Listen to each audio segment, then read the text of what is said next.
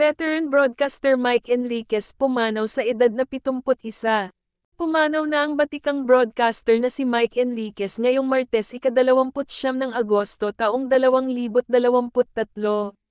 Siya ay 71. Ibinalita ang pagpanaw ng broadcaster sa kinabibilangan niyang primetime news program sa GMA7, ang 24 na oras, ngayong gabi.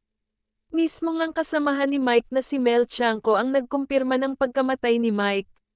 Kasunod nito ay nagbigay pugay ang GMA Integrated News sa mahigit 5 dekadang serbisyo ni Mike sa larangan ng broadcasting. Bago ang kanyang pagpanaw ay 2 beses nag-medical leave si Mike sa kanyang trabaho sa GMA7.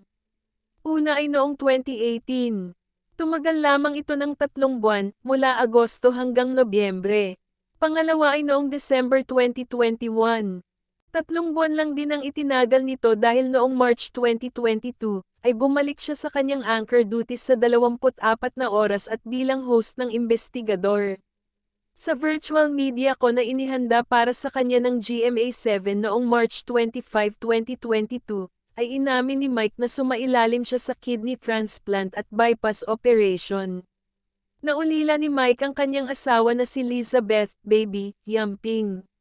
Nitong Martes ng hapon ay nagpost si Arnold ng isang larawan na kulay itim ang background at sa ilalim na bahagi nito ay ang imahe ng nakasinding kandila. Walang inilagay na caption dito si Arnold.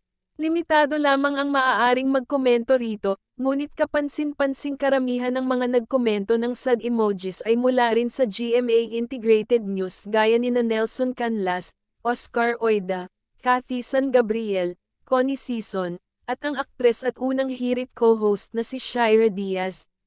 Sa virtual media ko na inihanda para sa kanya ng GMA7 noong March 25, 2022, sinabi ni Mike na habang nasa medical leave ay nagkaroon siya ng reflection and discernment ukol sa career niya bilang broadcaster.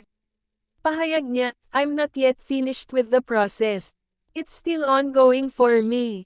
It's about my future, my career, my life. I promised myself at the start of my surgery and my isolation. I would spend the time really taking a serious look at my life, at my career. Ano bang gusto ko talagang mangyari sa buhay ko?